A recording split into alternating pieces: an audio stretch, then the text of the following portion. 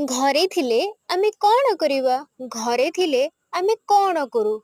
ଘରେ ଥିଲେ time spend କେମିତି ହବ? ସତ କହିଲେ ବେଳେବେଳେ ମନରେ ଏମିତି ବହୁତ କିଛି କୋଶ୍ଚିନ୍ ଆସେ। ଆଉ ଏଇ କୋଶ୍ଚିନ୍‌ର ଆନ୍ସର୍ ଆପଣ କେବେ ନିଜକୁ ପଚାରିଛନ୍ତି? ନା। ସବୁବେଳେ ଆମେ ମୋବାଇଲରେ ବିଜି ରହି ରହି ନିଜକୁ ଏତେ ବ୍ୟସ୍ତ କରିଦେଇଛେ, ପ୍ରଥମ କଥା ଫାଷ୍ଟ ପ୍ରାୟୋରିଟି ଆମେ ଆମ ଫ୍ୟାମିଲିକୁ ଦେବା ହିଁ ଦରକାର।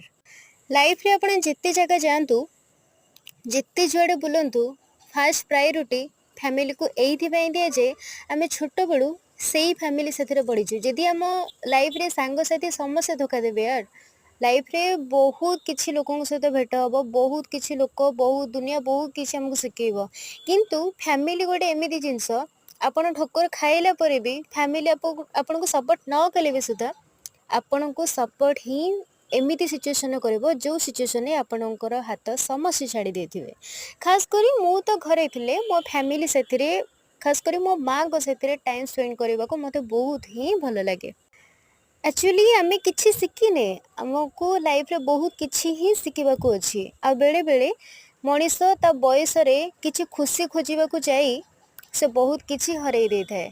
ଆଉ ଯେଉଁ ବୟସରେ ସେ ନିଜକୁ ଜାଣିବା କଥା ନା, ସେ ବୟସରେ ସେ ପୁରା ଦୁନିଆକୁ ଜାଣିଥାଏ। ତ ଆପଣମାନେ ଦୁନିଆକୁ କେମିତି ଜାଣିବେ? ଆପଣ ଆପଣଙ୍କ ଫ୍ୟାମିଲି ସାଥିରେ ଟାଇମ୍ ସ୍ପେଣ୍ଡ ହିଁ କଲେ ତ ଜାଣିପାରିବେ ନା। ଭାବୁଛି ଭିଡ଼ିଓଟି ଆପଣଙ୍କ ପାଇଁ ଟିକେ ଶିକ୍ଷଣୀୟ ହେଇଥିବ। ମୋତେ ତ ବହୁତ ଭଲ ଲାଗେ। I love you my family. ଆଶା କରୁଛି ଲାଇକ୍ କରିବେ।